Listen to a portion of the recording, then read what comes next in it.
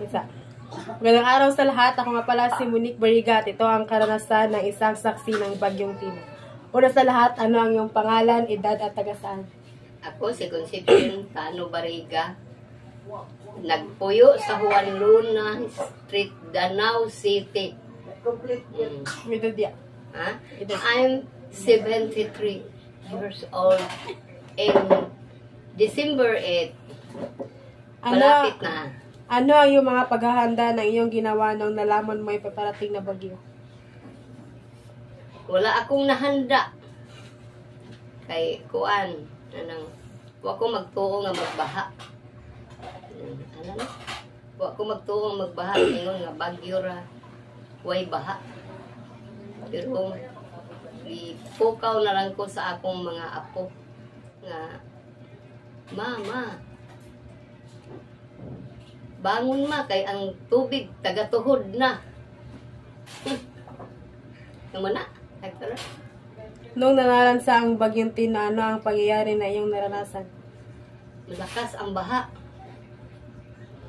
Ang lahat kong mga gamit tangay sa baha. Pagkatapos ng bagyo, ano ang iyong ginawa upang makabangon sa trahedya? Naglinis sa kwarto ko. Lahat gamit ko wala na. Ang may nahabilin natok. Mayroon bang tulong na naibigay sa inyo ang gobyerno para sa iyong pagsisimula? Wala pa. Mayroon na lang tuan kanang ayuda. Ayuda sa DSWD. Ayuda sa barangay.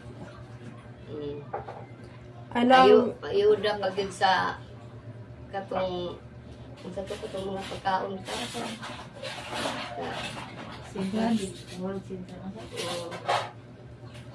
Ano ang mensahe ninyo sa mga taong nawala ng mahal sa buhay at nawala din ang kanilang bahay?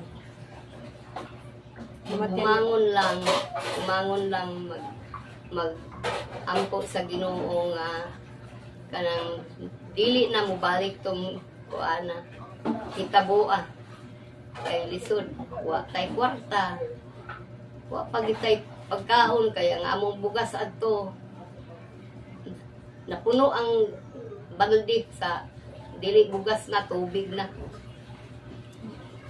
Ano ang aral na yung nakuha pagkatapos ng bagyo? Sa minakatnan mo sa bagyo ya?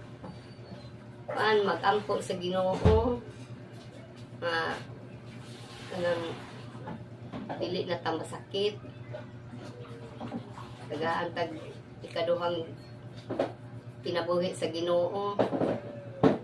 Mahal na Birhen. Yan naman po, maraming salamat.